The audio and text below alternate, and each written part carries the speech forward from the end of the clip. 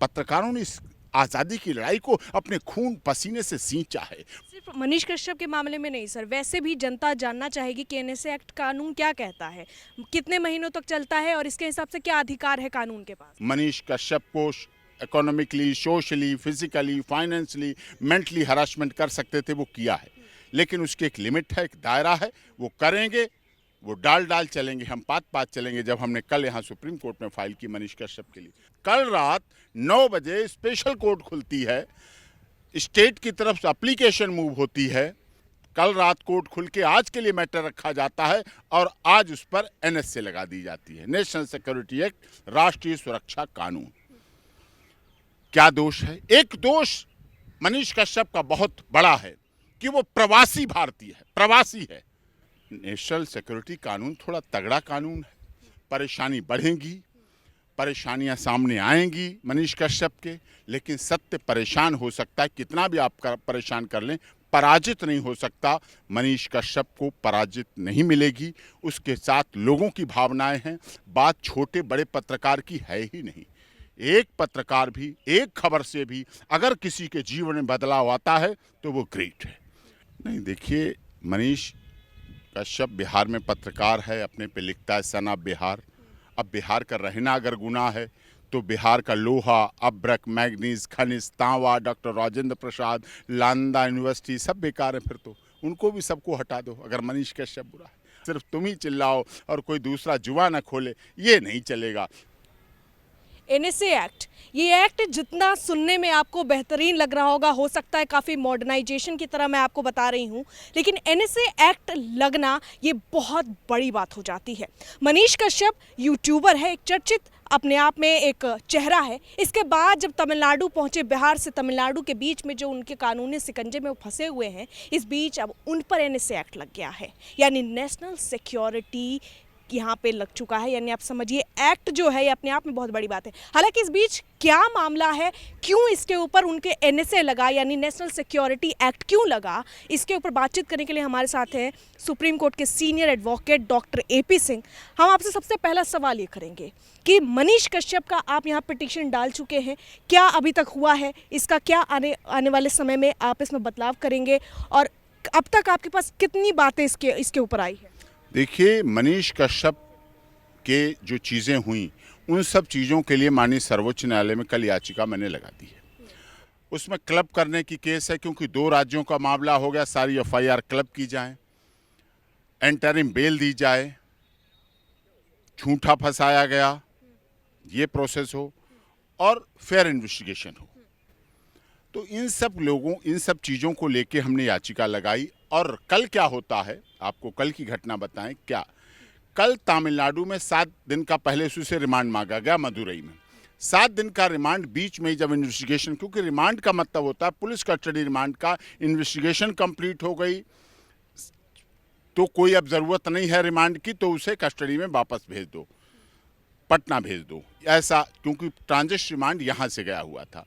उसके बाद वहाँ फिर रात को 9 बजे कोर्ट खुलती है, कल रात 9 बजे स्पेशल कोर्ट खुलती है, स्टेट की तरफ से एप्लीकेशन मूव होती है, आज के लिए रखा जाता है। जब यहाँ लगा है कि तमिलनाडु पार्टी बना चुके हैं, बिहार पार्टी बना चुके हैं, यूनियन ऑफ इंडिया पार्टी बना चुके हैं, उसके बाद वहाँ कल रात कोर्ट खुल के आज के लिए मैटर रखा जाता है और आज उस पर एनएसए लगा दी जाती है, नेशनल सिक्योरिटी एक्ट, राष्ट्रीय सुरक्षा कानून। क्या दोष है? एक दोष मनीष कश्यप का बहुत बड़ा है कि वो प्रवासी भारतीय है, प्रवासी है। अब प्रवासी की आप बात करें, कौन कहां नहीं प्रवासी है। अगर तमिलनाडु का व्यक्ति इंजीनियर दिल्ली में आता है, इंजीनियरिंग करने आता है, तो वो प्रवासी नहीं है।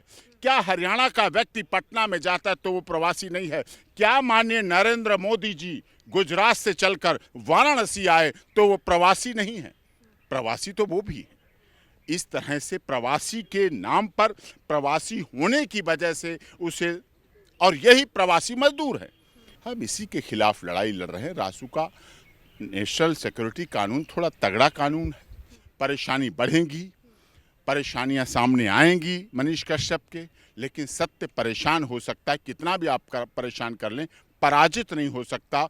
मनीष कश्यप को पराजित नहीं मिलेगी। उसके साथ लोगों की भावनाएं हैं। बात छोटे बड़े पत्रकार की है ही नहीं।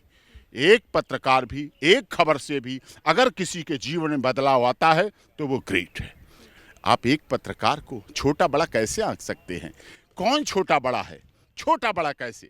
एक चाय बेचने वाला इस देश में अगर प्रधानमंत्री बन जाता है, अगर एक मठ में रहने वाला योगी मुख्यमंत्री बन जाता है, तो पत्रकार भी आगे ऊपर पहुंच सकता है, मुकाम पा सकता है, दुनिया में कुछ भी कर सकता है।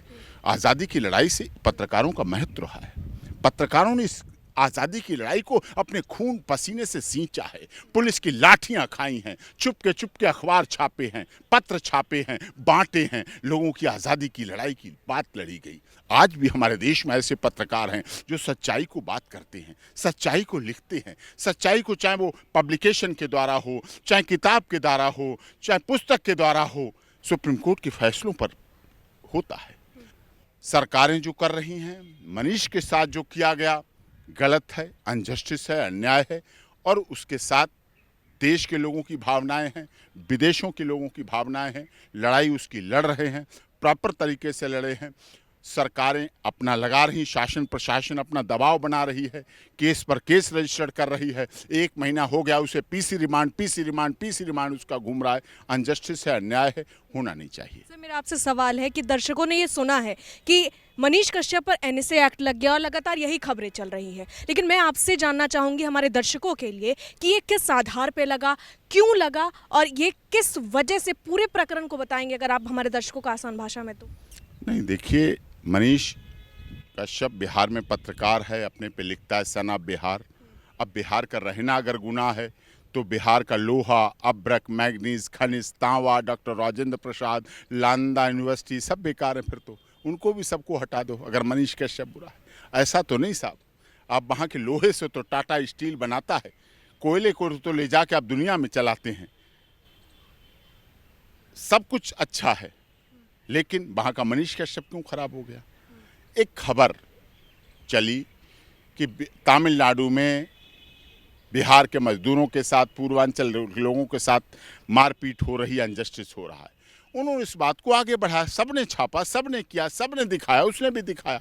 ये उसका गुनाह है, बस इतना। उसने अपने पत्रकारिता के कार्य को निडर, निर्भय, निष्पक्ष पत्रकारिता का काम किया है, जो कि उसे करना चाहिए। और हर निडर, निर्भीक, निष्पक्ष पत्रकार अपनी कलम और आईडी को मजबूत रखता है। वो ज़मीर को नहीं बिकने देता है, वो अपनी पत्रकारिता को नहीं बिकने देता है। और माननीय सर्वोच्च न्यायालय भी कई आदेशों में कह चुका है, जिस देश में सब लोग एक ही बात कहने लगेंगे, विपक्ष नहीं होगा, विरोध नहीं होगा, तो वो लोकतंत्र सही नहीं रहेगा।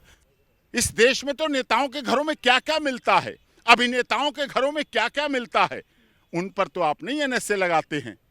पत्रकारों पर आप एनएसए लगाएंगे, पत्रकारों की आवाज़ को दबाएंगे, पत्रकारिता को तोड़ेंगे मरोड़ेंगे। मतलब सिर्फ तुम ही चिल्लाओ, जुआ खोले ना कोई, ये साहब नहीं चलेगा। सिर्फ तुम ही चिल्लाओ और कोई दूसरा जुआ ना खोले, ये नहीं चलेगा।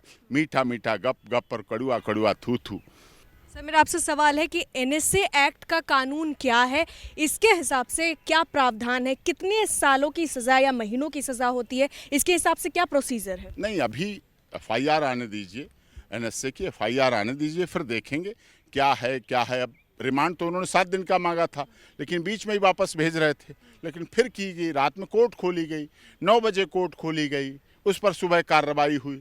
ये सब चीज़ें in the interest of justice नहीं है। Access to justice for all, न्याय सबको मिलना चाहिए, होते हुए दिखना चाहिए, तभी डॉक्टर भीमराव अम्बेडकर संविधान निर्मात्री सभा के जो अध्यक्ष रहे, उनका सपना पूरा हो सकता है। नहीं तो इस देश में अधूरा रहेगा। सिर्फ मनीष कश्यप के मामले में नहीं सर, वैसे भी जनता जानना चाहेगी कि एनएसए एक्ट कानून क्या कहता है, कितने महीनों तक चलता है और इसके हिसाब से क्या अधिकार है कानून के पास? बहुत अधिकार हैं, अनलिमिटेड अधिकार हैं। अनलिमिटेड जेल का अधिकार है रखने का, बेल न सुनने का अधिकार है, चार्जशीट फाइल होगी, इन्वेस्टिगेशन पूरी होगी। ये तो उनका पक्ष है। उन्होंने तो अपनी तरफ से जितना मनीष कश्यप को economically, socially, physically, financially, mentally harassment कर सकते थे, वो किया है। लेकिन उसकी एक लिमिट है, एक दायरा है, वो करेंगे। वो डाल चलेंगे, हम पात चलेंगे। जब हमने कल यहाँ सुप्रीम कोर्ट में फाइल की मनीष कश्यप के लिए,